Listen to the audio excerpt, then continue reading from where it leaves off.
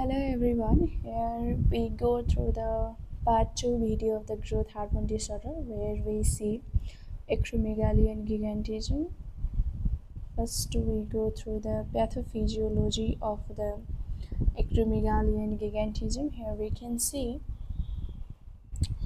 um, in the acromegaly there is the chronic progressive disorder in adults, and that is caused by the sustained hypersecretion of the growth hormone, and consequently this excessive growth hormone stimulate the release of the insulin like growth factor 1, and this occurs after the closure of the epiphyseal growth plate.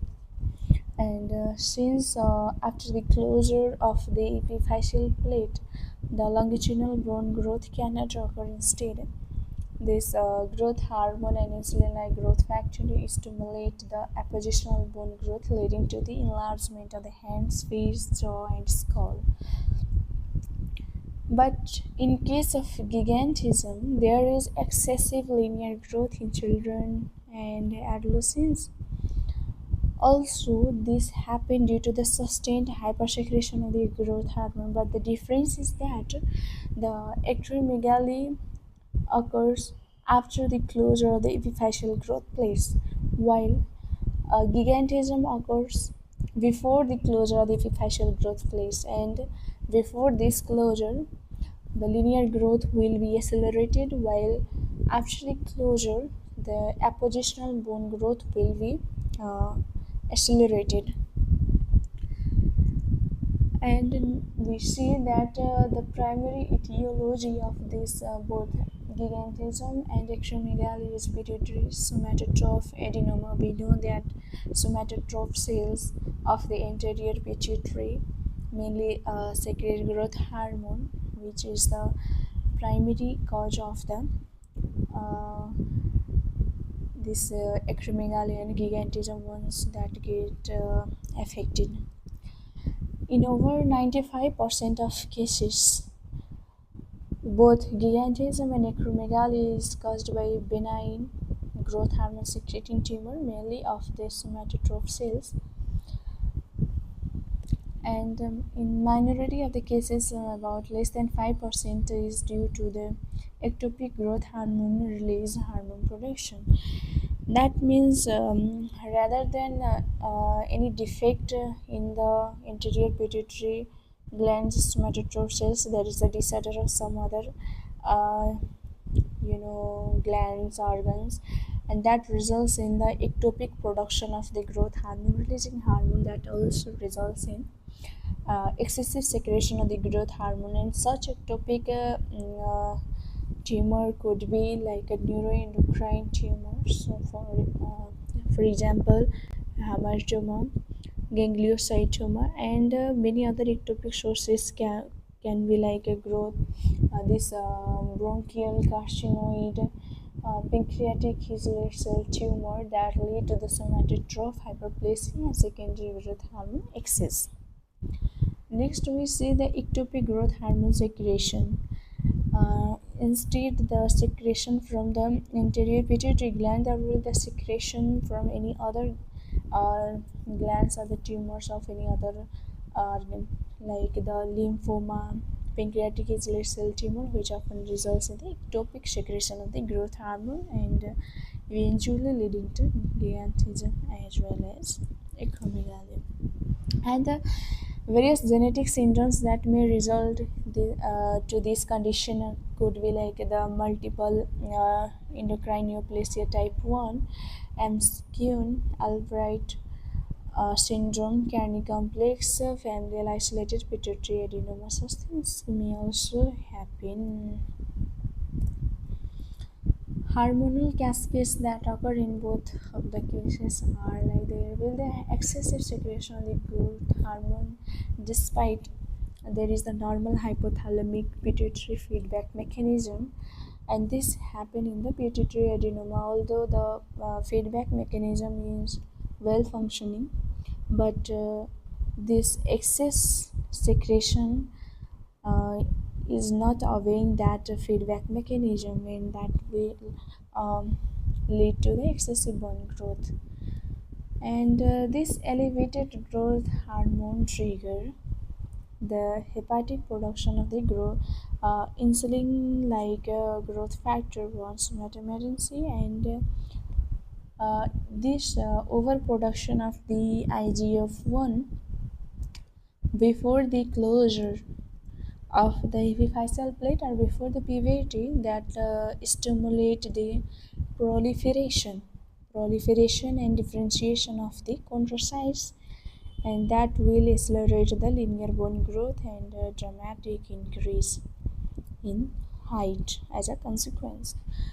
And if this IGF-1 overproduction occurred after the puberty or after the epiphyseal plate closure, then this will stimulate the appositional bone growth, and that will lead to the enlargement of the hands, face, joint, skull, and this will show the clinical features of the acromegaly.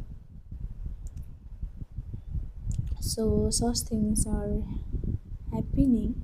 Now clinical features, we see there will be the same pathophysiology in the gigantism and acromegaly, that is excessive production or secretion of the growth hormone eventually leading to the overproduction of IGF-1. But the thing that we should consider in the both is that one occur before the closure of epiphyseal plate and another occur after the closure of the epiphyseal plate, and this gigantism occur before the closure of the epiphyseal plate, and that will result in the